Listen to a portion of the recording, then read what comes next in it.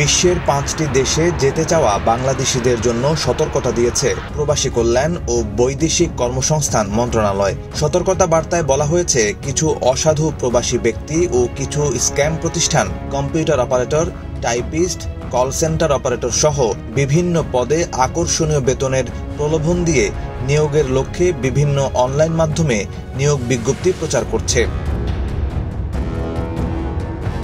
এরপর চাকরির জন্য সেখানে গেলে বিভিন্ন দেশের নাগরিকদের সঙ্গে বাংলাদেশিদেরও সুকৌশলে স্ক্যাম সেন্টারের ভিতরে নিয়ে অস্ত্রের মুখে জিম্মি করে স্ক্যামের কাজে নিয়োজিত করছে। Double million offer, Walton fridge কিনে পেতে পারেন 20 লক্ষ টাকা, রয়েছে কোটি কোটি টাকার নিশ্চিত উপহার। যে 5টি দেশে যাওয়ার ব্যাপারে এই সতর্কতা দেওয়া হয়েছে সেগুলি হলো থাইল্যান্ড, মিয়ানমার, লাওস, ভিয়েতনাম ও কম্বোডিয়া।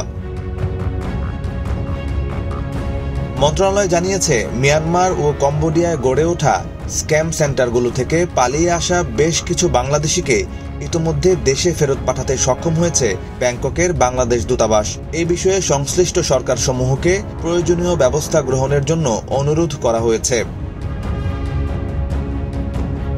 সতর্কতা বার্তায় আরও বলা হয়েছে, এসব দেশে সাইবার স্ক্যাম নিয়ে কাজ করছে এমন এনজিও সহ সংশ্লিষ্ট প্রতিষ্ঠানগুলোর সঙ্গে থাইল্যান্ড ও মিয়ানমারে বাংলাদেশ দূতাবাস সার্বক্ষণিক যোগাযোগ অব্যাহত রেখেছে। বিদেশে চাকরির উদ্দেশ্যে গমনেচ্ছু বাংলাদেশিদের এসব দেশে কম্পিউটার পরিচালনা সংক্রান্ত চাকরির প্রস্তাব পেলে অধিকতর সতর্কতা অবলম্বনের পরামর্শ দেওয়া হয়েছে প্রবাসী কল্যাণ ও বৈদেশিক কর্মসংস্থান মন্ত্রণালয়ের পক্ষ থেকে। প্রয়োজনে প্রবাসী কল্যাণ ও বৈদেশিক কর্মসংস্থান মন্ত্রণালয়ের সংশ্লিষ্ট শাখা অথবা জনশক্তি কর্মসংস্থান ও প্রশিক্ষণ ব্যুরোর সংশ্লিষ্ট শাখার মাধ্যমে বিদেশে অবস্থিত বাংলাদেশ দূতাবাসগুলোর সহযোগিতায় নিয়োগকারী প্রতিষ্ঠানের বিস্তারিত তথ্য যাচাই করে নেওয়ার অনুরোধ জানানো হয়েছে। নিউজ ডেস্ক, বাংলাদেশ প্রতিদিন।